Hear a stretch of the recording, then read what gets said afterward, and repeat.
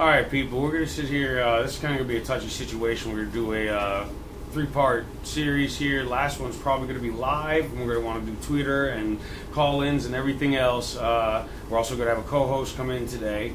We're going to talk about the drug war for a little while.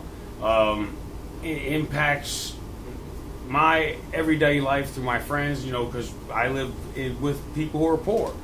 And it tends to be a poverty-stricken thing. Anywhere where there's poor people, that's why there tends to be more minorities involved. I believe it's like 61%. Basically, the drug war really got its momentum under Nixon back in 70 and 71. They pushed real hard for it, got some new laws passed.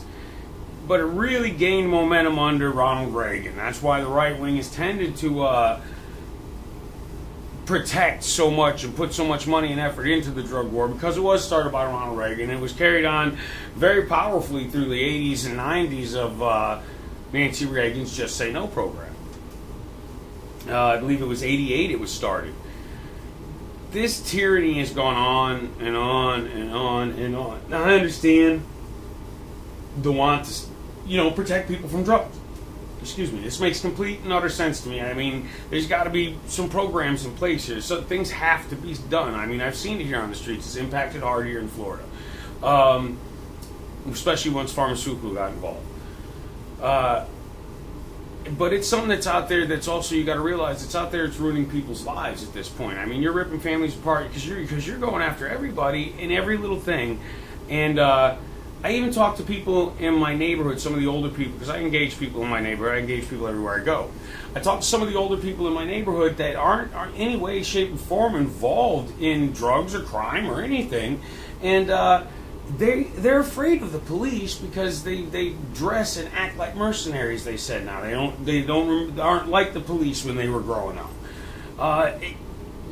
To me, the war on drugs has changed and impacted our culture so much. It's almost like being in a war zone. Government organizations have blurred the zone, the line between terrorism and narcotics trade. Our own government's involved in it. Don't believe they're not. I mean, there's corruption all the way to the top, from the street level all the way to the top involved in this. I mean, the CIA funds so many of their black ops through drug money they've made, and there's so many cases already out on the table everybody knows about that they're involved in. I mean, recently there was the Fast and Furious scandal, where they traded to drug cartels in Mexico a bunch of M16s for cocaine that they sold here on the streets and used it for whatever. And one of our border agents happened to get shot with one of the M16s by one of these guys crossing the border. And that's when the scandal all started. It's called Fast and Furious. All the way down to the bottom, you've got cops kicking in doors just to rob drug dealers, putting kids down on the ground. I mean, anything else, just to rob drug dealers. Scandals are everywhere, not just California, all the way from California, Philadelphia, from Miami all the way up to Maine. I mean, the scandals are everywhere. It's a matter of trying to figure out how to delicately balance this, because if we don't, the corruption has gotten so awful, so bad. I mean, it might as well be martial law down here in some of these poor neighborhoods. I even heard of the neighborhoods being fenced in up north recently. One of the neighborhoods basically fenced in because crime was so bad. And really, everyone wants to make this a black or a Hispanic thing, and it's not. It's a poverty thing, and the reason it's gotten so bad is because our economy's gotten so bad. And I mean, I've seen drug increase across the board in rural areas like you wouldn't believe. I've been on the streets all my life since I was 13, and I've seen changes everywhere. I mean, heavily impacted, and I know it's because of poverty. Like we were talking about the homeless and all that stuff. I mean, it's poverty that drives this stuff. When you can't get a decent job, and I don't want to say I don't hear it's not people doing that. A lot of these people worked. I mean, a lot of these people I run into that are in trouble now and in jail and prison for the drug trade, or they're on the streets homeless right now, is because these are people who had construction jobs. That was one of the main industries down here in Florida. When the housing market blew, it really impacted here. And now there's so many people out there trying to sell anything and do anything they can to pay their bills that it's just run rampant. Most people who wind up selling drugs wind up doing them. And I'm not going to be a hypocrite. I've done a lot of things in my life, and I'll do whatever I want whenever I want. But I've grown up here. If you're going to come down here to the streets and try and have some fun, I advise you take it in severe moderation, because I've seen entirely too many lives destroyed by what's going on here, especially since pharmaceuticals got in here. The pharmaceutical trade has impacted our streets like something I've never seen before. There's people, that went from taking pills to snorting pills to shooting pills, and I've never seen it so bad in my life. People's entire lives destroyed. Methamphetamine, people shriveling up and aging, within a year they look like they've aged 10. It's unbelievable. The health, I've seen it, and I know the impacts of this rampant drug use, but I can't help but think that there's a program other than locking them up and letting them come back out, the same thing or worse. Not to mention the things you learn when you go to jail. It's unbelievable. It's like college for criminals. You can go to jail for snatching a candy bar and come out and be a meth dealer. The things you learn when you're in there. The corruption is unbelievable. So the war on drugs itself is flawed because there's so much corruption, it's destroying it from the inside. And the corruption goes, I live in Florida, it's a prison for profit state. It's an assembly line system. I would dare anybody go sit in the court for one day, take one day off, you do all kinds of other stuff, go to the beach, go to a Florida courthouse, anywhere, and sit and watch how this process goes. Inmates don't even go to the courthouse first appearance anymore. It's done over TV. Video link over the internet. They create ways to make felons. They will lock you up and turn you into a felon for anything. They yank your driver's license. They make it harder to work, and it's basically how to keep a hold on the government. The Florida state government here, it's been run by Republicans for a long time now, but if you take a tally, it's a majority Democrat state. Now, I don't lean either way, because like I was telling my buddy, the Democrats, they believe in big government to help people, but don't think they don't get their kickbacks out of it. There's corruption everywhere, but the drug trade has created more corruption than anything like it in the history of mankind. There's nothing like it, and unfortunately, it basically consists of drugs, money, and guns, because you've got to protect that wealth. So guns come right along with it. And like I said, the corruption has gone rampant. Everybody's profiting from it. People are lying about it. We have local judges here in Florida. Back in the day when I first moved down here, the one judge got busted bringing in his cigar boat loaded with cocaine. Never seen a day in court. That was Mr. Judge Springstead. Never seen a day in court. Like I said, I've been on these streets a long time, all my life since I was a kid, so I know what's going on here. And that's what this show's coming from. We're bringing it straight from the streets on this one. Like I said, it's going to be a 3-part show. We're going to have a co-host coming up here soon that's going to be with me. He's also currently familiar with the situation here in Florida, where it really has turned into everything for using the drug war to create and support a prison for profit state where they're owned by corporations, and the corruption in the government in this state is rampant. We have currently got, I just checked, we're number one again, and we have been for 5 or 6 years now, I think, in corruption in the government in states. Out of all the states in the United States, Florida is number one for corruption. This is, it's out of control, and a lot of that's through drug trade. You think it's a coincidence Florida is also like the number one place on the planet for drug smuggling? Do you think any of this is a coincidence? The war on drugs impacts people on both sides tremendously. But I don't want to say, hey, just let everybody go out and die from doing drugs, because too many people don't have control over it. But at the same situation, I don't want you to see people tearing families apart and destroying lives of people who used to have jobs or to have shitty jobs now, and they're selling little drugs or doing little drugs to finish paying off their bills. And I've seen it here in Florida, and it's been used to profit corruption from bottom to top. We'll be back here in a little bit. We're probably going to take a commercial break here in a few. But we'll be back, and we'll discuss this a little further with my co-host, Louis Kennedy. He's also producer here.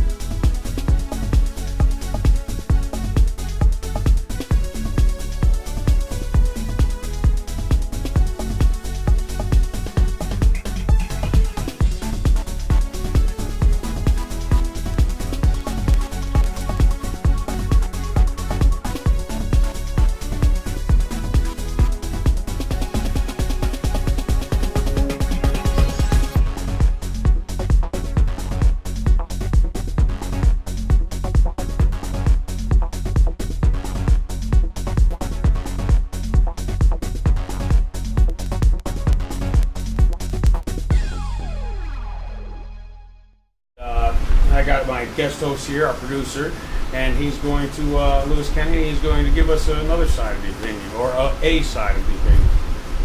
How are you, everyone? It's good to be here. I'd like to thank Paulie for having me on the show. Again, my name is Lewis Kennedy. First thing I really want to touch on, Paul, is a lot of what you've already talked about. And basically, you mentioned how here in Florida, where, you know, we've already run into a few little road bumps, so you can say, to where I've discovered quite a bit of local corruption going on right here in our own county. The disturbing thing that bothers me about it is this one survey that came out in the Tampa Tribune that I found today. Now, it dates back to 2012 and was updated in 2013. Yeah. But, I mean, the numbers, they speak for themselves. And this is not just Florida. You know this as well as I do. Yeah, You've been around the country. I've been around the country. Yeah.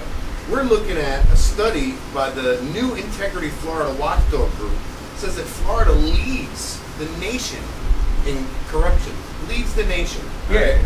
The study From every released, level. 781 federal corruption That's just convictions from 2000 to 2010. So that's 10 years. 781 of those convictions were corrupt. I mean, I don't even want to go into the rest of that because I'll just get aggravated. I'm sorry, but I mean, a few other things.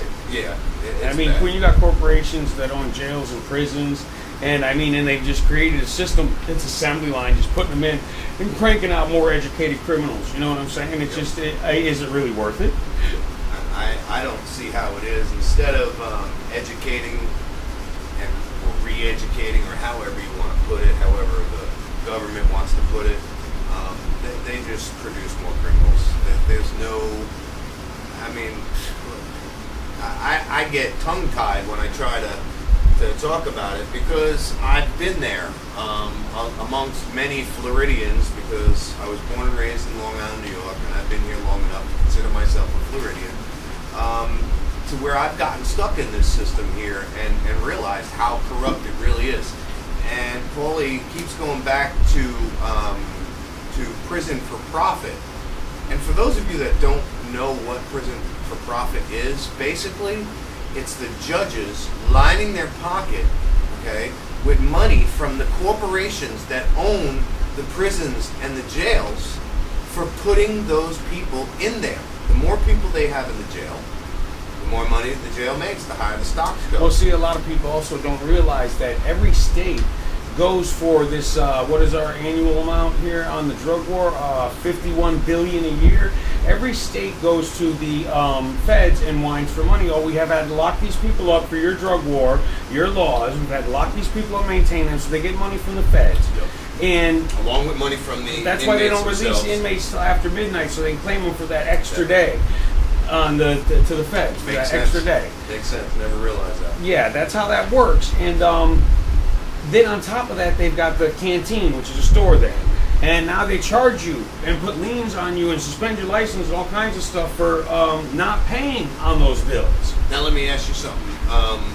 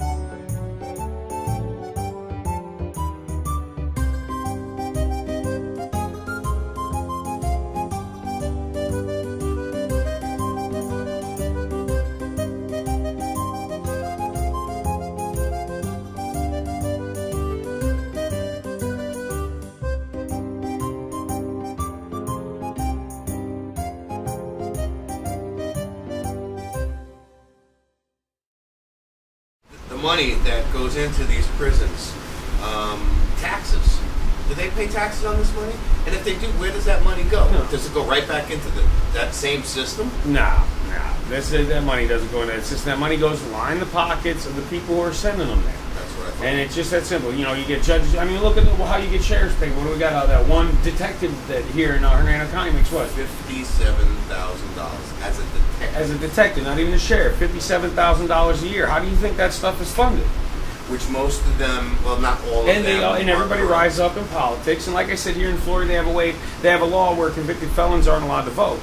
Well, even outside of drugs, I seen a friend of mine that got at like 27, 28 years old, got a driving under suspended license ticket. He didn't even know it. It was without knowledge because it had just hit the computers up in Tallahassee. Letter hadn't even been sent out yet. I mean, it was like that day it hit, and they took all of his driving record from the age of 27 to the age of 16, all his little driving on suspenders and speeding and all that, and crammed all together and gave that kid his first felony, his very first felony. Now he's not allowed to vote.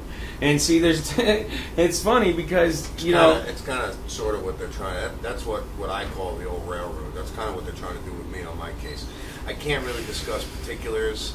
I can't really go into a lot of things, but the short is it's still an open case. Hernando County screwed up. They know they screwed up, and they expected somebody to just roll over and play nice and not realize that their rights were trampled and things of that nature. And that's where that whole scenario comes into, where it just sounds so familiar, where they just do what they want. Well, see, especially here, they say that like 80-some-odd% of the poor are Democrats, and the majority of, and I'm not Democrat or Republican, they both shit in the same pot as far as I'm concerned. They both get their kickbacks, they're both corrupt. Yep. But, the Democrats build big government, and a lot of it's to help people, but don't think they aren't lining their pockets through it. And, but like here, if you get busted in court and you're poor, you are stuck in jail because you can't afford bond, and you're stuck with a public pretender, or it's a public defender, but down here they're commonly referred to as public pretenders. And yeah, I know they're workloaded, they're swamped, and this, that, and the other thing, but they also waive your right immediately. As soon as you accept the public defender, the first thing that's done is your right to a fast and speedy trial is waived. So that means you can sit in jail for, around 2 years or so, seems to be the average, before you even get to go to trial. And if you can't bond out and you can't afford a good attorney, you're going to sit and rot in jail until you take one of these plea bargains. It's been done to me before for crimes I didn't even commit. Back when I was a kid. Till you take one of these plea bargains. When you take one of these plea bargains, just get the hell out of jail, get it started, get it over with. If you're going to be in there for 2 years anyway, you might as well be getting it wrapped up so you can go home, not getting started with it. And if you look at it from a street point of view, it's called strong-arming people. Yeah. That's exactly what it's called. One thing I wanted to talk to you about, and I'm glad we're on camera about it, was the legalization of cannabis and how everybody needs to wake up. And the first thing I want to talk about with it, Paulie, is I'd like to bring up this that I've been holding here. And this is recent. It's March 2014. And it's just, it's numbers about the revenues and things that Colorado has brought in. Now, Florida, I don't know if everybody knows this. I know you know this. Florida's broke, people.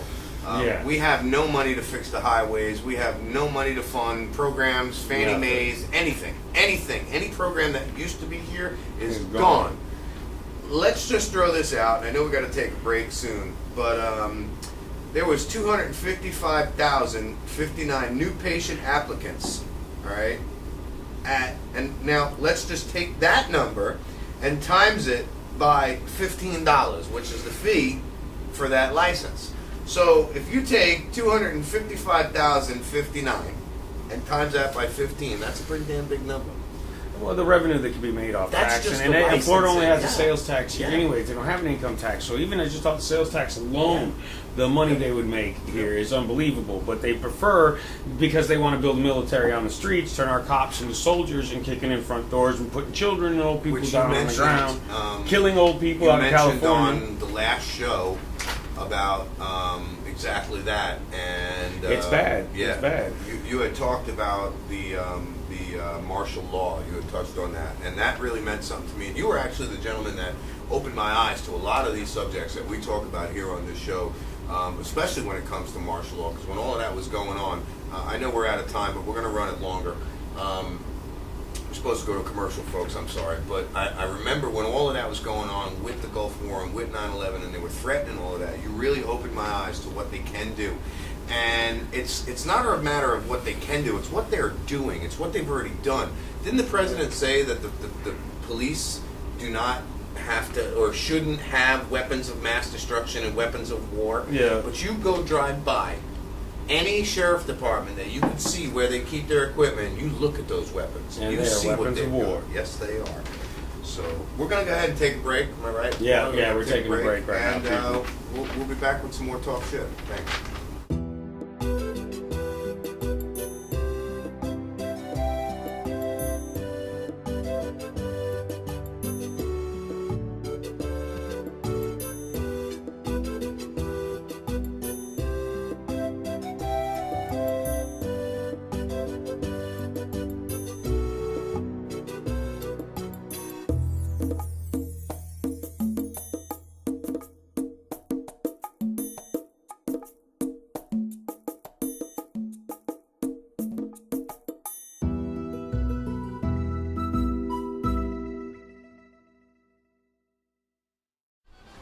All right, hey everybody, we're back again, and like I was saying earlier, this is part of a 3-part show, and the final part was going to be live. We're going to start trying to engage our viewers more, blog on Talk Shit. You can reach us at www.facebook.com/TalkShitTV. You can also reach us tweet us at Shalkoey, SHALKOEY, and engage with us more. We'll be doing probably more live episodes and more on-site episodes. We were talking about the drug war. Things are getting a little crazy with corruption and everything else, and Lewis Kennedy's still here with us. How are you, folks? How you doing? Welcome back. We left off was basically we're talking about corruption. Yeah. A big problem today that I see, and the only way that I see us stopping corruption is for the people to actually get involved. And when I say get involved, I know my buddy Paulie here. I know Paulie a long time, and we'll get into mine and Paulie's history one day. And if people would look at the Constitution now, okay, people would say to me, well, the Constitution don't work these days. No, it does work. It does. At its core, that's probably the You just said words. the key word, core. Okay, if we all stuck to that core, it's a belief system. Yes, absolutely. A lot of people forget how this nation was formed and where we come from, and if some of the beliefs and some of the behaviors were practiced now that are practiced then, even in law enforcement, government, especially government, half the corruption that we go through wouldn't be here. Drug war contributes so much, but it's as Paulie said, this is going to be a 3-part series. We're going to touch a lot on the U.S. drug war, which brings us right into it. Now,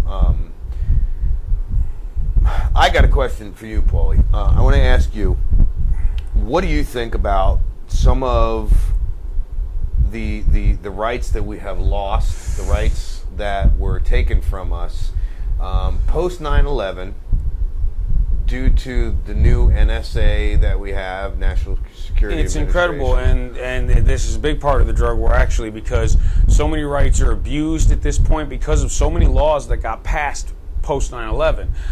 Just like the Patriot Act. Everybody was like, yeah, I'm a patriot, and I felt that way kind of too until I read it. But now explain to them what they lost. You lost your Fourth Amendment rights. It's suspended, and there's not even a limitation on how long it's suspended. It's just until it's overturned, which could take an awful long time. But under the Patriot Act, your Fourth Amendment right is suspended, and that is your right to privacy.